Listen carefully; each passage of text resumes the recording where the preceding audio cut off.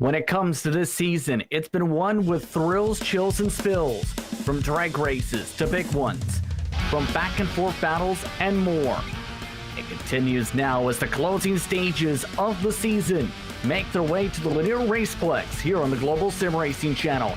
Good evening, everyone, and welcome to the virtual Lanier Raceplex for the 8th race of Season 6 for the Bootleg Racing League's Grand National Series. Justin Prince alongside with the booth tonight is Devin Henry. Behind the scenes is our director is John Ambrose, I should say, and he's using cameras provided by Dougie Beer. A lot of history has taken place at this facility over the seasons. Let's learn more about the Lanier Raceplex with our GSRC track guide. Lanier National Speedway, now known as Lanier Raceplex, finally started seeing racing again here just a few years ago. Before the track went silent in 2011, it was a common feature on touring short track series schedules across the southeastern United States.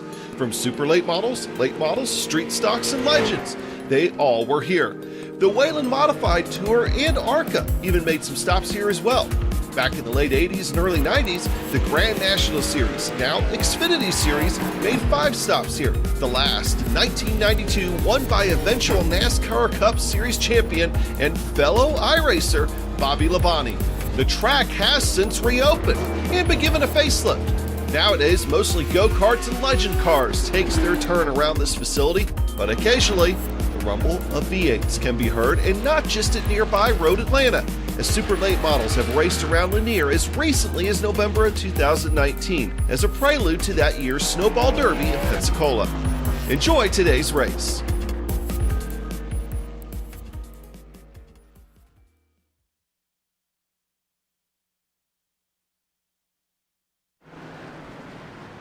That's a look at your GSRC track guide for the Lanier Raceplex.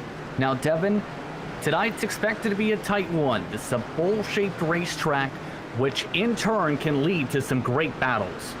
Absolutely, and so many iRacing fans have raced here. One of the free tracks that you get on iRacing, both on dirt and asphalt, opened back in 1982, and I guess that's the dirt version that we use because it was once paved in 1987. So I don't know when iRacing scanned the dirt track. No, I'm just kidding. But honestly, this is a very fun bowl here. The way that you can really blitz into a corner, find that speed in the center becomes so integral when you go down a long portion of a race like we will have tonight.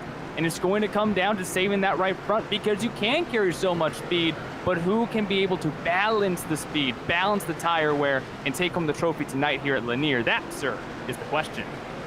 It's going to be very interesting who can answer that question for tonight.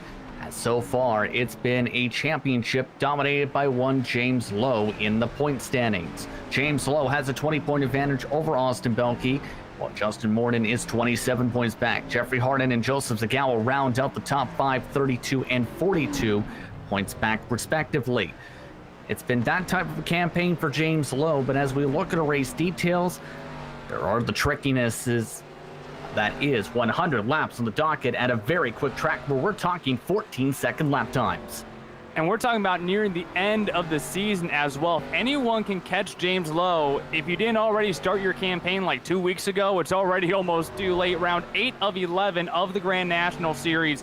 And like you said, Justin, 100 lap races, and you cannot change your tires. The tires that you start this race with is the tires that you'll take the checkered flag with.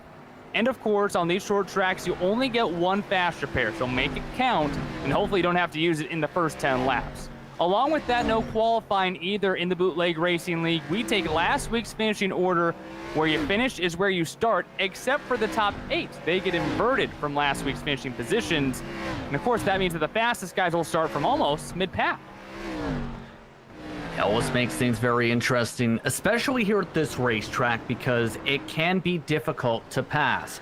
By the way, J.R. Shepard leads the practice charts with a 14.269. He's the only driver in that bracket. Matthew Thunhorst, James Lowe tied in a 14.307. Spees and Shane round out the top 5 of the board. Austin Belkey in 6th position with a 14.364. Let's follow along with Austin Belkey as he takes one of the modern Jeff Gordon paint schemes for tonight. And you can see with the amount of wheel you have to put in, there's a lot of it you have to make around this racetrack and really back it down for the apex. and almost a 90-degree turn there on his road course wheel, if you will. Not so much in asphalt oval wheel, but you can see just how close that left front is getting to those yellow dotted lines in the bottom of the corner. You can touch that apron. I advise against it. It will help the car turn, which maybe later in a run is going to help benefit that tire wear, but it still can whip you around with that even slight change in banking total. And Austin Belke, one of the guys who can still be in this championship hunt. He's had some bad weeks here and there sprinkled throughout the season, but just got to be consistent here tonight. And how about the boss man, Lowell Drill? That steering wheel, I think, is a little high, but at least it's more NASCAR than Austin's. But you can see these guys on camera. They are locked in and loaded, as you have to be on these tracks that require 90 degrees. Look at these guys turn the wheel here going into the corner, man. And look as well at that camera. Look at all the switches that are on that steering wheel. That is a very modern looking steering wheel contraption that he's been able to build for his sim setup. Now, Lowell himself is a truck driver. I think we had a couple of truck drivers in the series, in fact, and so I don't know, maybe he's trying to make it look more at home and get some trucking equipment in there. I mean, it legitimately looks like he's got a bunch of ignition switches and stuff. Maybe one of those is like LEDs, maybe an LED switch to turn on some lights, some cool underglow. I don't know, but that's a cool black box, a button box, if that is in fact what that is. It looks pretty nice. It definitely looks very nice, to say the very least, but it's been a nice season for James Lowe, I have to say. It's been a battle with some attrition here, yes, but he's been able to come away with a victory once on the campaign, has looked very smooth, very consistent overall when it comes to the point standings. Your thoughts on his campaign as he looks to try and close things out with a few more good performances? Average finish of 4th, second best of the season. And he certainly has a monumental gap when you look at when you only have about 16 cars per race come in and you have over a 20-point advantage. All you have to do is really not finish last, which the only way that happens is by not avoiding messes like that, like Justin Moore just had to take evasive action for. We know that he has the speed. If he finishes in the top 5 the rest of the year, I don't think that there's any question that he'll be able to win this championship and become only the 3rd different driver through now 6 seasons to win a title in the Grand National Series. But one thing that has haunted James Lowe this year is the inability of consistency because of bad luck. He's just had a race here or a race there where he ends up getting stuck in the back and can't work his way back forward. The number one thing to propel you into next season, though, is the ability to end the year strong. So if I'm James Lowe, I know that you just need to look at what is next ahead of you directly in front of you, and it's that championship.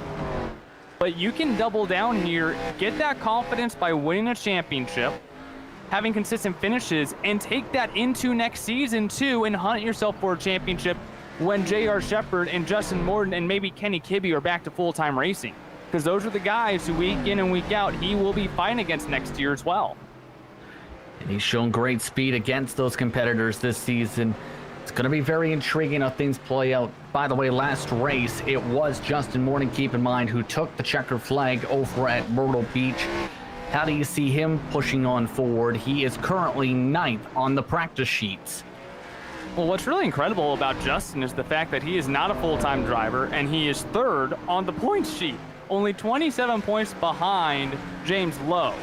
And if James does happen to have some more tough luck and finish in the back, I think that somehow, some way, Justin Morton is still a championship competitor. But we have seen Justin throughout these past many seasons evolve into a better long-term asphalt driver. And sometimes when we get those mighty long green flag runs, Justin has had the ability to adapt, speed up, and keep a guy like J.R. Shepard behind him, which we all know is so difficult to do in this league. So last week really proved to me that Justin has now morphed into this guy who can finally close out these races. And even though he might not be running for a championship because he wasn't full-time, 27 points is quite a makeup.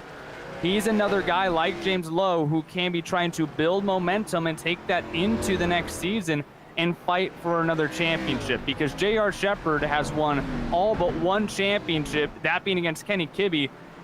So you have to have the ability to go out next season and perform from the very beginning to keep up with J.R., who has the most wins this season, even though he hasn't started every race.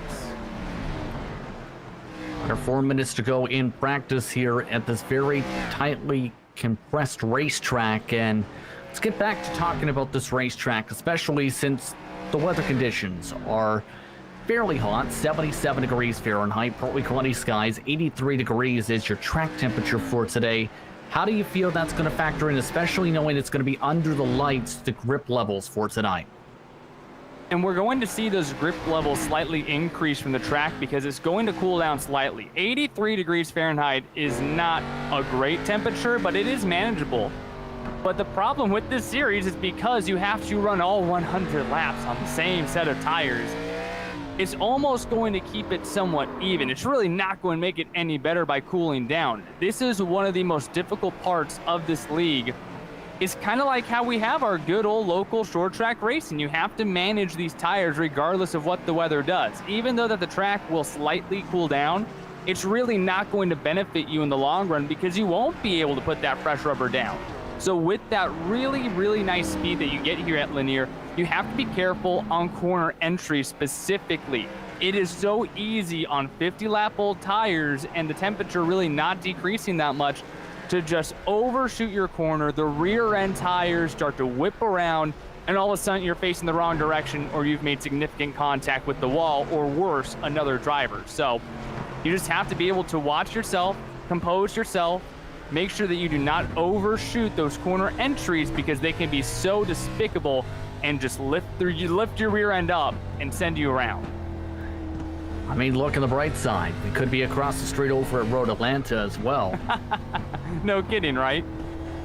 Absolutely, and this is a great region for racing as a result. You have Atlanta Motor Speedway nearby, you have Road Atlanta, you have the Lanier Raceplex, all within this certain region of racing. And keep in mind, this facility had times where it was closed for a time being before being reinvigorated and renewed essentially to host go-kart action, drifting competitions and whatnot. It's seen a lot, this facility. In fact, at one time, as talked about earlier on, it had hosted at the time NASCAR Xfinity Series races from 1988 to 1992.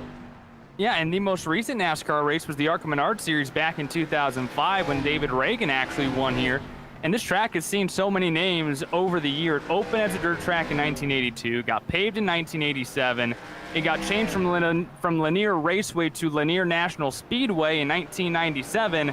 And then in 2011, racing was completely suspended until a road racer, Jim Downing, actually purchased the track back in 2014, renamed it to Lanier Raceplex. And now it's a black pond. So everything that you see in the infield, the walls, the grass, any sort of infrastructure, that's all gone. And it's all just a black piece of asphalt now where they do drifting, kart racing, or they actually have had an oval race there back in 2019, was the first oval race back at this track with the Pro All-Star Series Super Late models. Oh, the winner of that race was number 99. Maybe some good luck there for James Lowe. Very good coincidence, to say the very least. Lowe, by the way, has been bumped to third on the practice charts because Matthew Thunhorst, who has been a revelation this season, up to a 14.216. Have to see how things fare out here when the green flag flies in just a few minutes or so. Your quick final thoughts before we head towards your starting grid, Devin. We have seen some chaotic natures attack these drivers the past few weeks, but I think that when you come to a track like Lanier, just look at this bowl right now. You can see exactly where the rubber is laid down on the track. You might be able to use the outside to fend off some competitors, but have that patience when you're entering the corner. Have that patience on exit when you're trying to throttle that car back straight, and just make sure that you can keep yourself in this race, because I think if you're in the top 5, maybe with 20 to go and a late race caution comes out, anyone can have the ability to win here if they utilize this track correctly. It's time to go racing from the Lanier Raceplex, and it's under the lights we go as Adam Shane is the driver who won the invert as a result of his performance last week. He'll start on the front row with Steven Spies. Jeffrey Harden will start in row 2 alongside Austin Belke, with James Lowe in row 3. He'll start alongside J.R. Shepard. Matthew Thunhorst and Justin Morden will start in row 4 to end off the inversion. Then in row 5, it's Joe Sagawa and Robert Altis rounding out your top 10 starting positions, Devin. Ryan Seneca and Kurt Smith make up row number 6. Behind them is Todd Liston alongside the boss man Lowell Jewell. And in our final row, Donnie Moore looking to bounce back after some difficulties the past couple of weeks. And good to see Mike Lemieux back on track in the White River number 40 machine. That is your 16-car field here at Lanier Raceplex. And Mike Lemieux, one of the quickest drivers in hot lap pace in practice. As these drivers now roll for the next couple moments or so, your keys to victory for tonight's race. First and foremost, don't be deceived. Do not overshoot turns 1 and 3. You will whip right around if you do not have control of that car, and while we're down just enough. But along with that, utilize the spanking. Maybe help save up some of that right front. If we get a late race caution, you're going to need all the tire that you can get, and that starts here on lap number 1. We'll see how things play out for tonight. Adam Shane had some great speed for those who watched along at Myrtle Beach. We'll see how things play out for the 65, if they stay in his favor, or if they end up seeing a lot of shuffling. iRacing pace car is off. Green flag is out. We're underway for the Lanier Raceplex.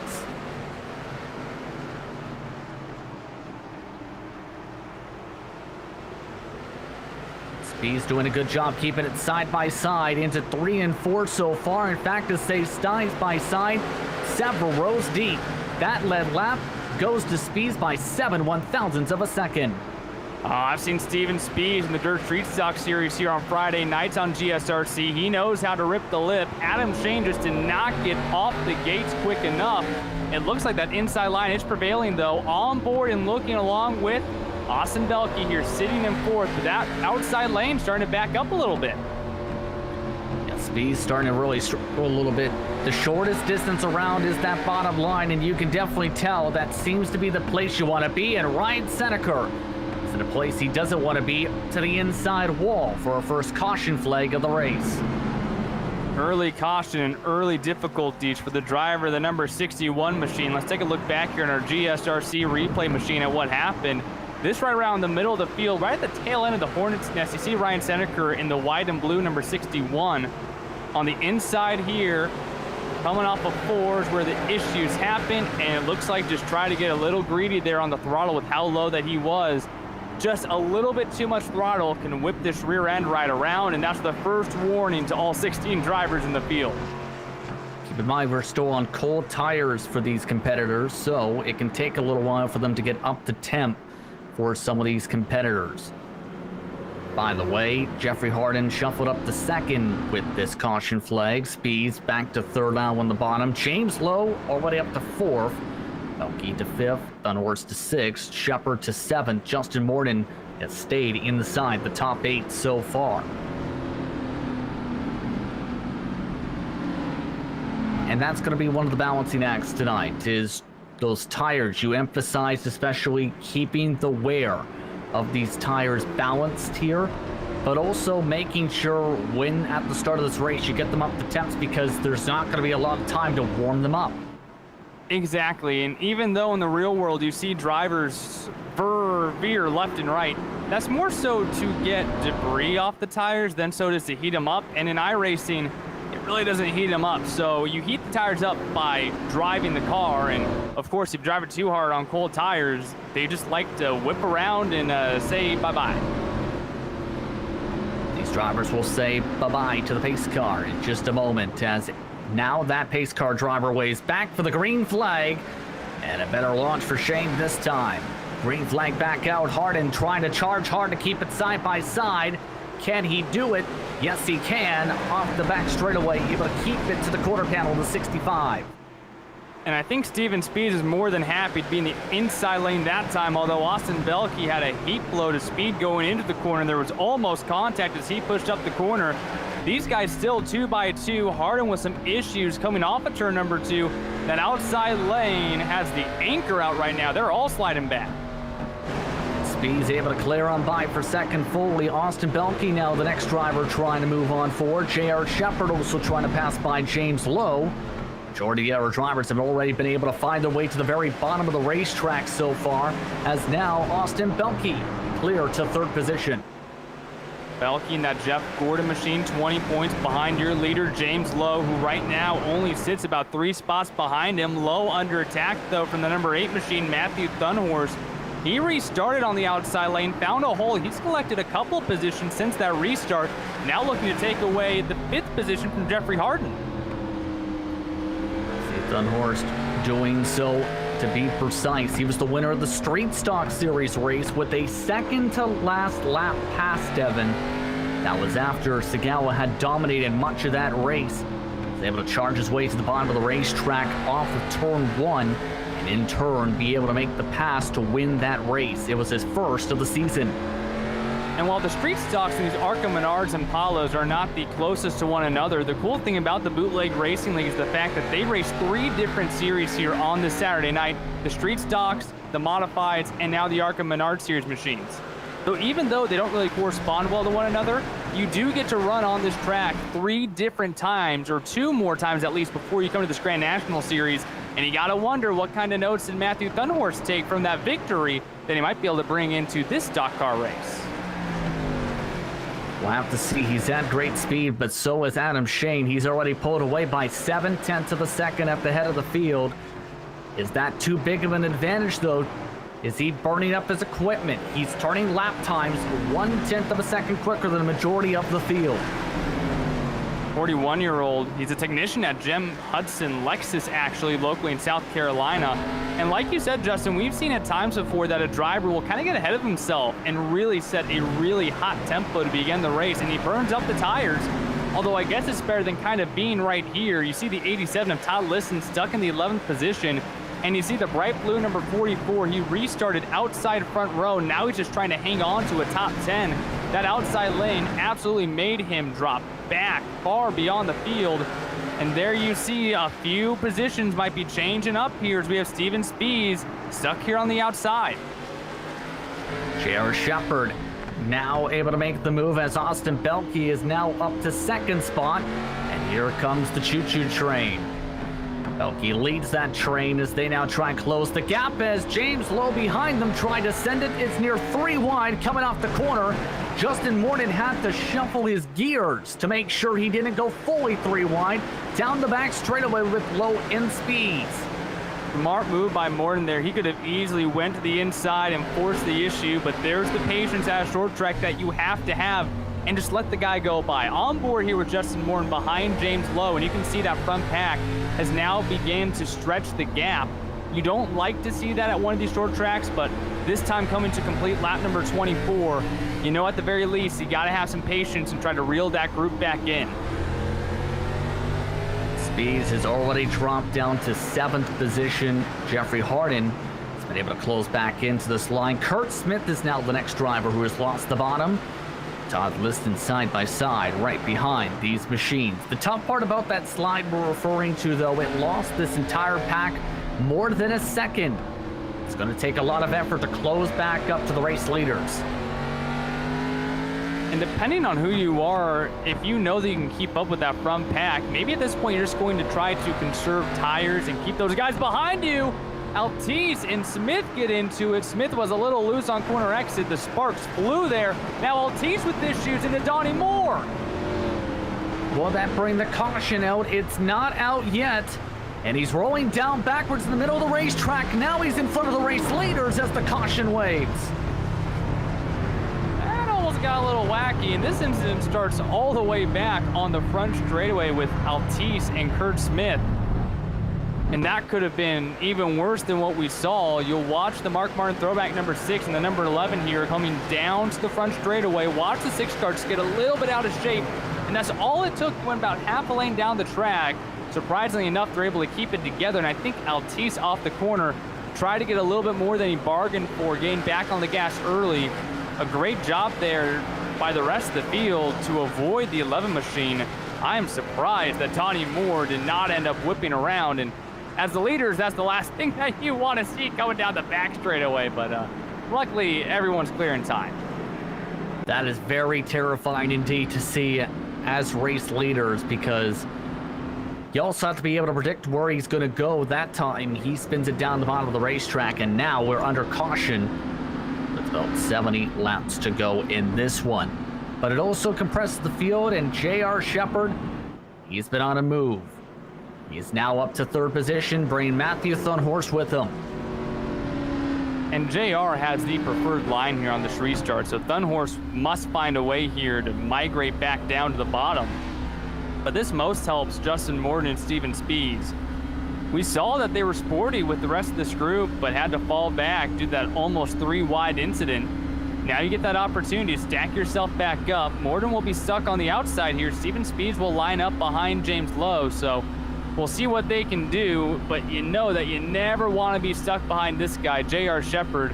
Once he gets in front of you and somehow he finds the magic way to conserve tires, it's hard to get back by him. He's been very dominant in this series, as talked about over the years. He's been able to find his way to victory lane 4 times. His average finish is first place, but he hasn't made all the starts this season, keep in mind, in this series. That sees him down in 7th in the point standings. This time, though, contact between the race leaders already before the green flag. Shane going a little bit higher than Austin Belke may have expected as the tire spin wiggles the cars. J.R. Shepard with a phenomenal launch, almost got to the rear quarter panel, the 65. Shane stays alive for now, though, but that 98 has got the hunt on.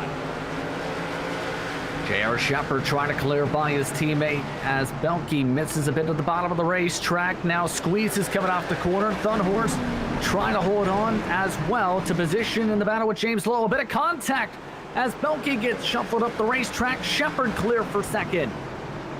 That was quite the squeeze. It could have went much worse. These Impalas do not like to touch each other. They enjoy social distancing, but they're able to keep it straight. Now, how about this SRT moving forward? The Balls Out Racing Machine. James Lowe now to the inside. He's going to pick up some positions and move on to the podium. Thunhorse has also found his way to the very bottom of the racetrack, so he's stopped the bleeding at 1 position lost. Justin Morton is also starting to gain some positions once more. But it seems Lowe can't clear on by quite yet. That 24 machine just getting very tight right now, and now finally does as the battle for the race lead is on. Shane side by side with Shepard, and Shepard wants to take the race lead once more for Different Path Motorsports. The run off of turn 2 gets him the nose ahead, and now it's just a matter of clearing by Foley. JR just so dominant. He saw the hole open up and now trying to finish the move. Can't quite get around the 65. This is allowing James Lowe and company to catch back up. Great job here by Shane fighting back on the outside. Shane is not wanting to give this up because this is one of the first times he's been in the lead this season as well. There is a choo-choo train all the way back to 7th position, waiting if he cannot make this work on the high side. The tough part's going to be burning up the tires here, trying to do this as Shepard drifts his way clear to take away the race lead fully as Shane finds a hole. Shane just squeezed into that 2nd position and will stop the bleeding. But J.R. Shepard there, that pass, he started to set up 2 laps before he even got to the 65s inside as he almost squeezes the wall there off of 2 as well. But JR was already starting to utilize different lines on the track to set up that pass before it even happened. So his big boy brain is already thinking, it's brought him out front. And now he might be able to start stretching the gap as well. We'll have to see. This is a chance for him to save right here. It's already stretched the gap to about 0.3 of a second at the moment.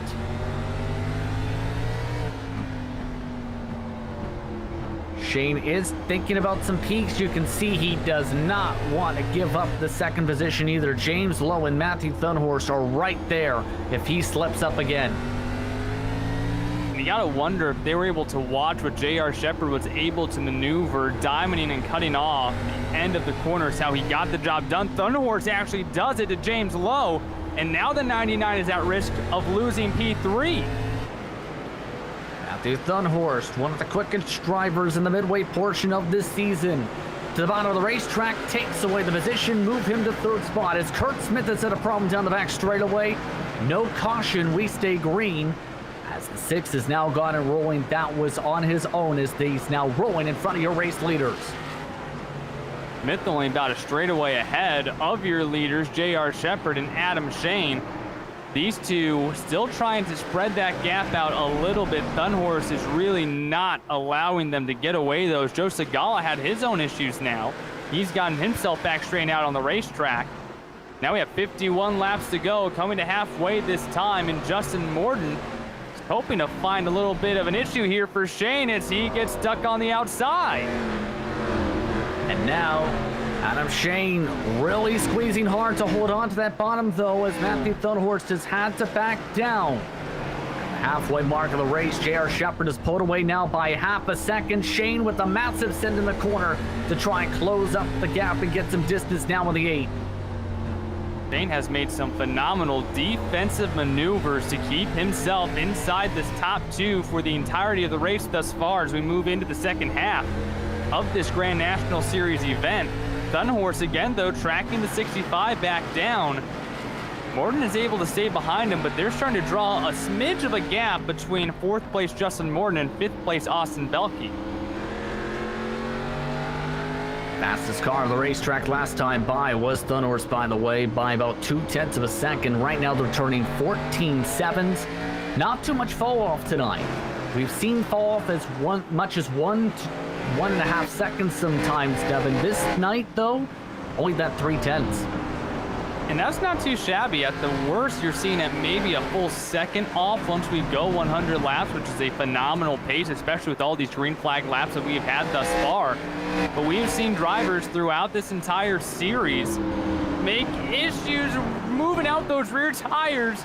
The 65 got in a little too hot, and this is where the rear tires will start to play an effect with this high banking and high speeds, and now the caution flag flies. It's for Joe Segala, who got loose on his own down the back straightaway, then spun it around again down the front straightaway. From 13th position is, let's take a look what happened here to Joe Segala. Black number 81 machine, that is Joe Segala behind Ryan Seneker, who we saw have his own issues earlier on in this race. Just tagged the apron, I think, coming off the 2, and that car just never really got back settled. It looked like it did from this angle, but I can tell you when you tag that apron, you can try to get it back straight. Oh, and then I think you might have just tried, those tires must have been blazing hot, and tried to hit the next corner at the same speed, and it didn't work out right in front of the leaders. And I think those loose moments are something you can compare to what happened in the Tour Modified race before tonight's Grand National Series action, Devin, because at the end of the race, even the race leaders and the race winner, James Lowe, was drifting sideways coming off the corners, especially off of turn 2. Everybody was getting loose at the end of that one, and it's starting to become very similar here with the nighttime skies. And with these short track schedules, we always look at the wear on the right front, because that right front is what helps slow the car down, helps it to turn the car basically to get through the corner at the highest speed possible. So that's what we always look at. But when you come down to one of these short tracks on iRacing, low amount of cautions, no tire changes, long green flag runs sometimes, it also becomes an issue with your right rear when you come to a bowl track like Lanier. We've seen a number of them on the schedule the past few weeks, where you bring in all this speed and it makes the right rear start to wear off. And when that right rear loses grip, that's when the rear end starts to want to kick out and you start drifting across the track. And at this point in the race, that's when you need to start conserving that right rear tire and be aware. See how this restart goes. 39 to go. J.R. Shepard on the loud pedal, off and away. Thunhorse trying to hold on to second spot, but Justin Morton not letting up at all. Payne really sliding back on the outside. Behind him is James Lowe, and they are losing a plethora of spots as your leaders continue to trail away from them. Speeds now moves into the 5th position as Shane washed way up the track, and it will be a trek for the 99 and the 65 to get back up through the field.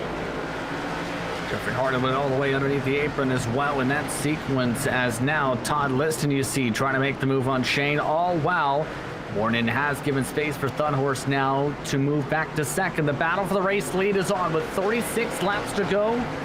How will Thunhorse try and set this up, as it can take several laps to try and maneuver for the pass here? A little bit loose coming off the corners compared to Shepard. And all we can hope for is like what we saw a few weeks ago at South of Boston with these two coming across the line. at the slimmest interval possible coming to the checkered flag. These two drivers have certainly had the pace all year long, and now you know when you come into now the second third of this race, the final third, the guy who might be leading at the end of maybe lap 70, that might be the guy leading the end of the race. You really want to get in front of J.R. Shepherd if you can here. He's trying to build up the speed to get to the quarter panel right now, just within a tenth of a car length. The back end of the 98, running 14.6s once more. Justin Morton last time by was the quickest out of these three, as Thunhorse gets a little bit loose and loses some time once more. Morton has done a great job latching on to the back bumper of the 8. These three have started to trail away from 4th place Austin Belke and 5th place Steven Spies. Belke kind of closing the gap actually, but nonetheless Morton has done a great job just to keep up with these top two. And if they go side by side, all you have to do is pick the right lane and boom, you get a spot two. It's going to take some timing to try and get the move done. 30 laps to go. Thunhorse continues to check up, continues to drift. Again, another slide within that tenth of a car length distance. And all these drivers stacking up are slowly allowing Austin Belke and Steven Spies, who's been doing a phenomenal job recovering from him getting shuffled earlier in this race, to get himself into 5th position. And the gap between Steven Spies in 5th and Todd Liston in 6th, who just got passed by James Lowe, is a 2-second interval between those two cars. The top 5 have now moved away. The top 3 did a great job getting out front, but I'm wondering now if maybe, oh, James Lowe almost whipped around, and he's going to lose maybe one more position here. Let's take a look at what happened on board with James Lowe as he got snappy loose coming off the corner. What a save. It drops him to 7th though. Woo! Don't like seeing that. That's a check your pants moment. Able to get back straight though and really not lose anything. One thing that he is going to lose if this race doesn't get another caution is a plethora of points though, stuck back now in the 7th position, 25 laps to go. Exactly what Austin Belke may have seen to close in some points. As you see, the boss man, Lowell Jewell, is now in the mix for one of the inversion spots. Needs to pass by both of these competitors to get himself inside the top 8. You can see nice and calm in that car for the time being, seeing that side-by-side in front. And the top of the steering wheel is like right in his eyesight. That is really incredible. My arms would be jelly as Shane drifts up the track into Hardin. The 65 has had such a phenomenal day, but got shuffled back on the latest restart, just trying to fight himself back a couple positions. This spot here puts him on the provisional pole for next week. Just have to hold back Hardin and Jewell here. Not going to be easy, though. The boss man putting up 15 ones right now at the moment in this battle. So we'll see how things play out. Keep in mind that the top 5 have now pulled a gap of about a 10th a lap. The rest of the pack, as Shane continues to try and hold on to those rear tires. James Lowe and Todd Liston also trying to break away from the rest of the group now with 20 laps to go this time. Thunhorse is trying a different line. He starts high, tries to cut off low, and he's really been getting sideways on corner exit. Oh, and in the center of the corner, the 8 car able to keep it together though, but loses a ton of time to J.R. Shepherd. Try to claw back now. Do you see the battle for P8 still? Harding getting back after it. In this battle up front, the 9 machine is now caught up to that 8. And Matt Thunhorse, he tried a different line, trying to cut off the end of the corner, but he just really couldn't keep the car down, and he's going to have to relinquish P2 to Justin Morton. I think he realized he was holding him up, lost him a ton of time, and now Justin Morton is given an opportunity to see what he can do. Do you think there's going to be enough time for Morton to be able to poke his way around? He's been riding behind Thunhorse, able to save for the past little while. Well, he's about 7/10 behind. I think that he might have been able to save a little bit as he was watching Shepherd and Thunhorse. He might be able to close back in, but I don't know if 15 laps is going to be enough time to really not only catch him, but also make the move. So that is going to be the equation that you need to make that move. And how about Harden moving back into the 8th position here over Shane, and they've got a hornet's nest behind them. Yeah, this battle for the inversion spot could be where trouble could brew, as Harden is cleared by Shane after Shane got loose. Michael Lemieux from the back of the field, now trying to make it a +6 as well. Kurt Smith, who has that back end damage that did not bring up the caution flag before, is also trying to battle on the high side. You also have the boss man, Lord Jewel, under attack from Ruinalties. Everybody is fighting, coming to 13 to go. And I'm going to tell you right now, when you are on 88-lap-old tires, you do not like to be in this situation. A car stacked up in front of you, behind you, next to you. Now they start to even out a little bit, but man, you do not like fighting this much on tires that are just senior citizens at this point. Yeah, that's a way to put it indeed, as we look towards the front once more. Dunhorst has now dropped back and is starting to lose tempo and rear grip compared to Austin Belke in speeds, and has now lost nearly half a second plus to the back end of Justin Morton. Being in the back end, how about the back end of Shepard? It has a mere full of Justin Morton. 10 laps to go. Is it enough time, though, for Morton to set up the move? Enters a little bit high, tries to cut down in 4, almost tips the apron.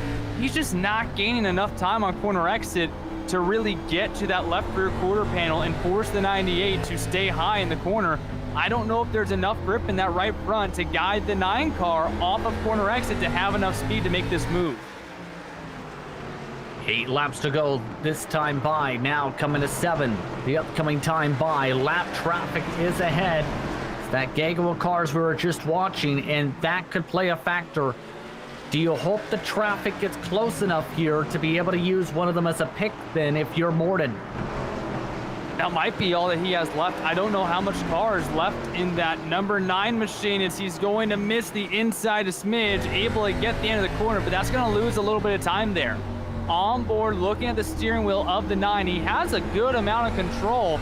Usually you'll see him almost 90 degrees turn to the right at this point in the race, but he has some really great control over this total downforce racing machine. Just not quite able to find that speed that he really needs. I don't know if lap traffic is going to help enough at this point. I don't know if they're going to get up to them at this point either. A quarter of the track now ahead, and Morton trying that different line once more, the same one Thornhorst tried before. Now he drifts into the bottom of the racetrack with 4 laps to go as Shepard shuts the door once more. Leaving it all out on the track. Your top 3 are all part-time here in Season 6. They are all just racing for a W. J.R. Shepard has 4 of them. Justin Morton just got 1 last week. Right on the rear bumper. I just don't know if he can make that move in time. It'd be fun to see as that car wiggles out of control smidge. Don't know if he's close enough unless he gets some help. 2 laps to go. Morton now is behind by half a car length and growing. Morton again bobbles off the corner as they come to the white flag this time.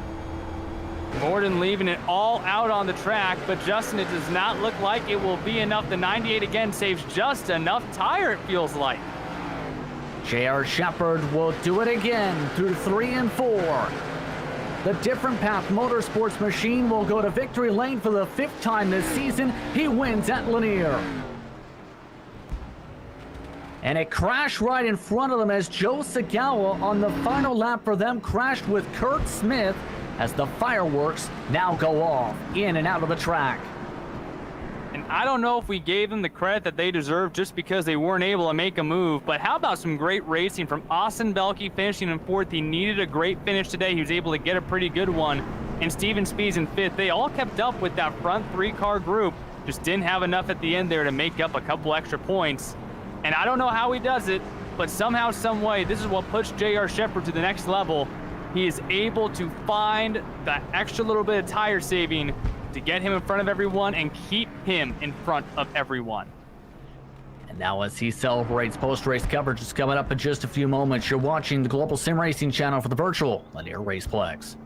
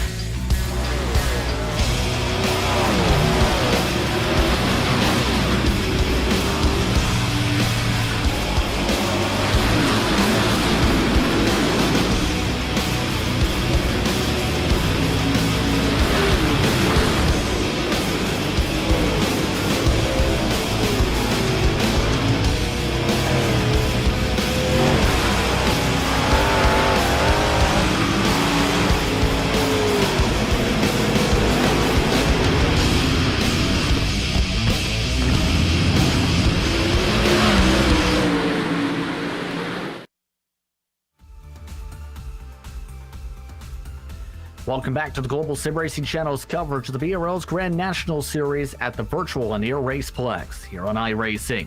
For tonight, it was J.R. Shepard who held on to take home victory number 5 this season over Justin Morton by 0.6 of a second. Matthew Thunhorst finished in third from 7th to 3rd, with Austin Belke in 4th position.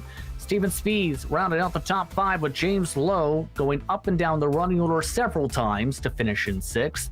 Todd Liston and Jeffrey Harden rounded out the inversion spots. The hard charger was Mike Lemieux from 16th to 9th, and Adam Shane loses 9+ positions to go from 1st to 10th. Ruben Altice in number 11 brings it home in 11th. Lowell Jewell brings it home in 12th, with Ryan Seneca in 13th. Kurt Smith, Joe Segala, and Donnie Moore round out your 16-car field here at Lanier. It's J.R. Shepard who gets the chance to celebrate tonight. Once more, J.R., you are a winner in BRL Grand National Series competition. How are you feeling about this one tonight? Yeah, pretty good. This is definitely not my best track, so kind of went to work on what I need to do tonight, and maybe found something. We'll have to see how it plays out in the future, but yeah, just tried something different, and was never driving the car hard. There was tons of tire left there at the end just in case there was another restart. I know you don't want to give away too many of your secrets, but what did you find that you feel gave you that edge here tonight? One thing is just my brake pedal has been terrible the last several weeks. So I've done some customizing to that to try to better assist my driving style a little bit, and then found some stuff with the steering. I think we'll have to see how it plays out on the other tracks, but looked like it was helping tonight. A big test for that brake pedal is going to be the paperclip. Martinsville Speedway coming up, the 4th race of the Moonshine Challenge. Your thoughts going to Martinsville for the 3rd to last race of the season?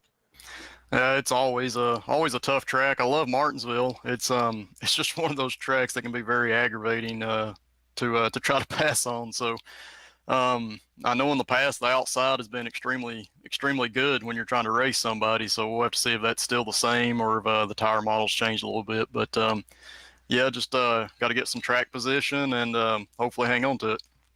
Anyone you want to thank for the run tonight? Yeah, definitely the Bootleg Racing League. Appreciate them putting this on Friday nights and Saturday nights, giving guys like us a place to race and have an enjoyable time. And big thanks to you guys at GSRC. You always do a great job and make us look really good, so really appreciate that. And thanks to my team, Different Path Motorsports. Congratulations on the victory once more tonight. Yep, thank you guys. Appreciate it. J.R. Shepard, your winner from 6th to 1st for J.R. Shepard. Justin Morton went from 8th to 2nd. He's standing by with Devin Henry. Won last week, able to bring home a 2nd place finish tonight. Justin Morton able to get by Matthew Thunhorst, reeled in J.R. Shepard for that lead, but not able to make the move around him. Justin, what else did you need there at the end? It looked like J.R. might just had some extra tire there, but boy, you were there trying to make it a show at the end. Yeah, he definitely had some extra tire there at the end. He had a pretty decent lead the entire night and just was able to conserve. I spun my tires once, and that was kind of just the end of it. Overheated them, and then you just lose all your grip for basically till a caution. That's kind of just how it ended up. Well, looking back these past few seasons, I'd always say that you were the guy who's going to be turning the car to the right the earliest when you're in the corner. You really like to fight with that wheel. You really like to kind of get sideways. It seems like sometimes like you're a dirt racer out there on these asphalt tracks. But today, you just looked really composed, really smooth out there today, able to reel back in J.R. Shepard. From these past couple of seasons, what have you learned the most that has really benefited you here in these short track races for the Grand National Series? Yeah, I think a lot, at least this season specifically, having Matt with me. We talk a lot. We're on teams in the major series. He's helped me a lot, picking up new stuff. I was trying to square off the turns there, getting the car pointed straight exiting, which definitely seemed to help me in the long run there. Another great finish, able to put a string of finishes together after your win at Myrtle Beach last week. Who do you have to thank for landing up here on the podium once more here tonight at Lanier? Yeah, I'd like to thank my team, Total Downforce Racing, great group of guys. I love being with them. Pixel Dust for the awesome paint. Blow for this great league. I love running in it every week. And thank you guys for doing the awesome broadcasts. I really do enjoy looking back at them. We enjoy doing them. Justin Morton bringing it home in the second position. Congrats, Justin. Thank you. Speaking of Matthew Thunhorse, you know what? We'll catch up with him right now. Justin Prince is caught up with their third place finisher tonight. Yes, indeed. And Matt, you tried to go for the race lead, but started to fall off late. What happened in those closing stages? I just struggled a little bit with the car. I'm not really fond of cars that have huge rear spring splits because they get looser as the longer you go. So I just struggle with that. I mean, it's the same problem I've had for the past couple of weeks where it's just rear throttle discipline. I mean, I did better here, but with the setup and the way Lanier runs, it's magnified that much more. So, I had a shot at JR, but I kept nipping the apron out of 2 and 4 here and there and just kept heating up the right rear, and I finally paid for it there. And after Justin cut me a break on the restart, I decided to pay it back to him, and I knew I didn't really have anything for JR, so I figured he probably did. So, and then that way I wouldn't fall back to 5th or, something like that once he tried to fight me. So, it was just one of those things, just kind of ate up the right rear a little bit, kept sliding just because I was, a couple inches off my line and kept de-wedging the car, and the Piper came. And when it comes to this racetrack, what made this race on top of the split so difficult to be able to try and move on forward? Because it seemed like if you weren't on the bottom, you were likely going backwards. Well, I think one of the things too, because I felt pretty comfortable on the top a couple of times I restarted up there in the pack, but it's just some of the guys were going in a little soft, and you have to drive hard up there to get it to stick, and so it's just if you're not committed to being aggressive up there and driving them tight, you're gonna hold back. I mean, it's basically like asking someone to race on a like a track team event and have someone go race in the first lane and someone go race on the outside 8th lane. It's just, if you don't run them tight and you don't run it aggressive enough, you're not going to do anything. So that's why Lanier kind of runs the way it does. But it's definitely had an egg under the pedal this race, and I probably cracked it a few times. Now the next race goes to the Paperclip Martinsville Speedway. Your thoughts on going there, 4th race of the Moonshine Challenge, and what's expected to be a difficult race? I'll have to see kind of what we get for setup, but I generally enjoy racing at Martinsville. I mean, I feel like I've made progress as a driver since starting in this league. So, it's funny driving here because it's just there's not a whole lot of full throttle time, and so it's just I keep improving, and so hopefully going to Martinsville, I enjoy racing there. I enjoy racing there in the ARCA cars. So, see if I can continue to perform well and avoid trouble. I mean, I think I did a pretty good job on both those tonight, just came up a little short on the performance, but I mean, I feel like I was showing people I was peeking my nose, but, just kept sliding a little too much. Anyone you want to thank for the run tonight? Yeah, just thank you fine folks, GSRC, for bringing us the broadcast, Lowell on the league, and again, Justin, as usual, it's always fun doing these things in Discord with them, so yeah, thanks, Justin. Thank you very much for the time, Matt. Congratulations to Matthew Thunhorse on the 3rd place finish. I'd like to thank him, Justin Morton, and J.R. Shepard for taking the time to speak with us during post-race coverage. Now, Devin, your final thoughts on how things played out for tonight?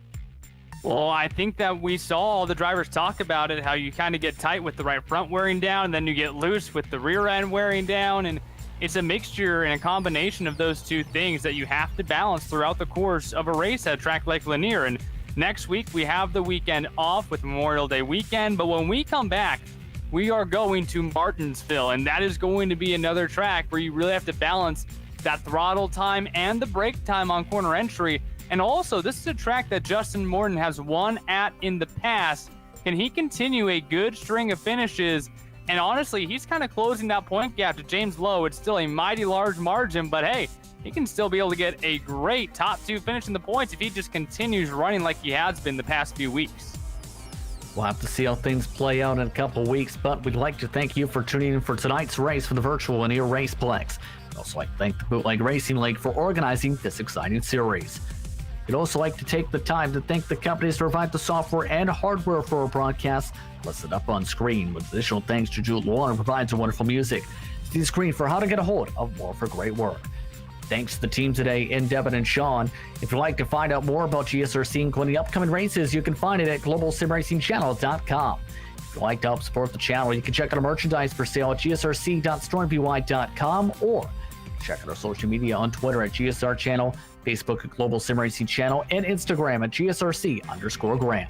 Don't forget to head over to YouTube page and hit that big red subscribe button, as well as the notification bell so you don't miss a moment here at the Global SimRacing Channel.